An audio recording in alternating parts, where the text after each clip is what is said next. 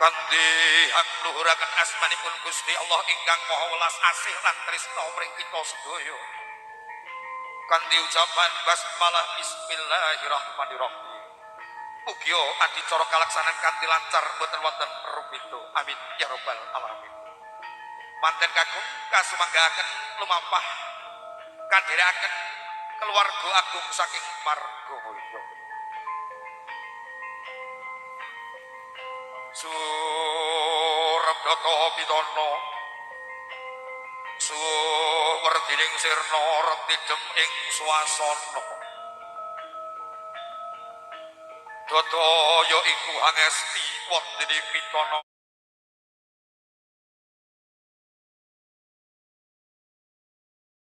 Hai gengs, makasih ya udah klik video ini. Tadi di pembukaan video ini aku udah nayangin sebuah video resepsi pernikahan adat Jawa. Kenapa? Karena video itu ada hubungannya dengan sebuah cerita yang akan aku bawakan. Tapi sebelum itu, kita putar intronya terlebih dahulu.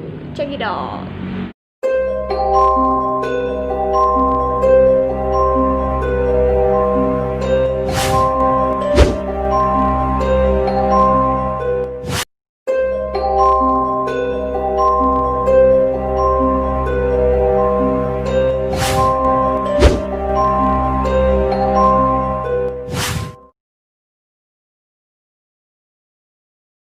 Oke, sawan nganten itu kalau di daerahku, masyarakat setempat itu masih mempercayai adanya sawan tersebut.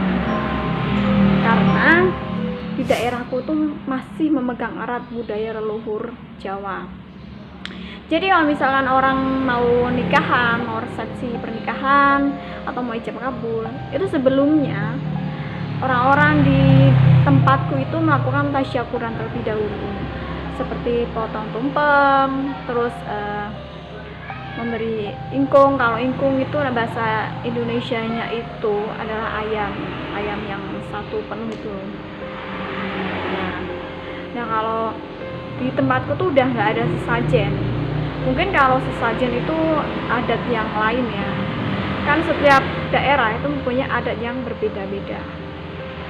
Jadi di daerahku itu dipercaya sawan nganten itu terjadi karena sepasang mempelai laki-laki dan perempuan itu salah menentukan nektu dino, atau dalam bahasa Jawa itu hitungan hari. Jadi kan kalau misalnya Jawa itu ada hari baik, hari naas gitu.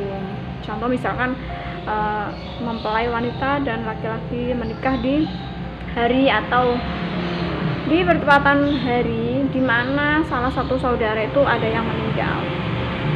Jadi itu dipercaya akan mendatangkan sawan nganten tersebut. Kalau menurut mitos yang beredar, ya aku nggak tahu itu mitos atau fakta, tapi itu memang masih terjadi di era yang sudah modern ini. Sawan nganten itu berwujud seorang anak kecil, makhluk halus yang senang sekali menggoda anak kecil. Makanya kalau misalkan di tempatku itu anak kecil mau menghadiri resepsi pernikahan, itu dia tuh harus dikasih sawanan terlebih dahulu. Kalau sawanan itu berupa kayak bengklai, terus delingu, itu sebuah tanaman yang ditumbuk menjadi satu, terus kasih air, lalu kemudian dikasihkan ke bagian sini sama sini. Itu tujuannya katanya biar nggak diganggu makhluk halus atau nggak terkena sawan. Tapi kalau misalkan anak-anak yang sudah terlanjur terkena sawan, itu biasanya dia itu kayak rewel, panas, terus ya sakit. Itu biasanya ibunya itu meminta sebuah bedak ataupun sebuah bunga yang dipakai oleh si pengantin tersebut untuk mengobatinya. Tapi geng, sawan itu tuh gak cuma melulu menyerang anak-anak sih. Soalnya pengalaman pribadi aku tuh dulu tuh pernah aku kena sawan gitu. Ceritanya tuh gini, aku tuh misalnya malam-malam disuruh makan jangan yang asem-asem, itu tuh aku nggak peduli karena aku belum nikah kan. Terus dia tuh, orang tua tuh bilang, kamu tuh jangan makan asem-asem, nanti kamu kena sawan kalau misalkan saudara kamu nikah. Pas kebetulan dulu tuh kakak aku tuh nikah, malamnya itu aku nggak apa-apa, jadi malamnya tuh aku biasa sehat.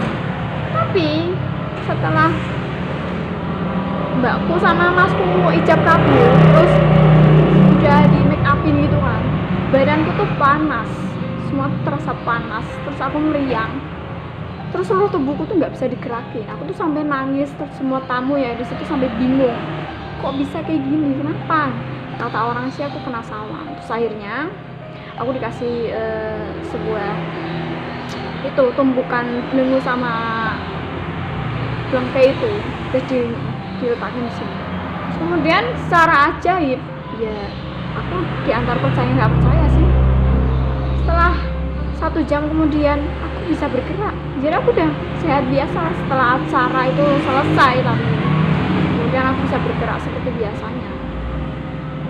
Oke, itu dulu cerita yang bisa aku share ke kalian. Kalau misalkan kalian punya sebuah cerita ataupun perbedaan adat yang aku ceritakan tadi, kalian boleh komen di bawah agar kita juga saling sharing tentang perbedaan adat dan istiadat Jawa di Indonesia. Jangan lupa untuk like, komen, dan subscribe. Share video ini sebanyak-banyaknya agar aku semakin semangat untuk buat video yang lainnya. Thank you for watching dan bye-bye.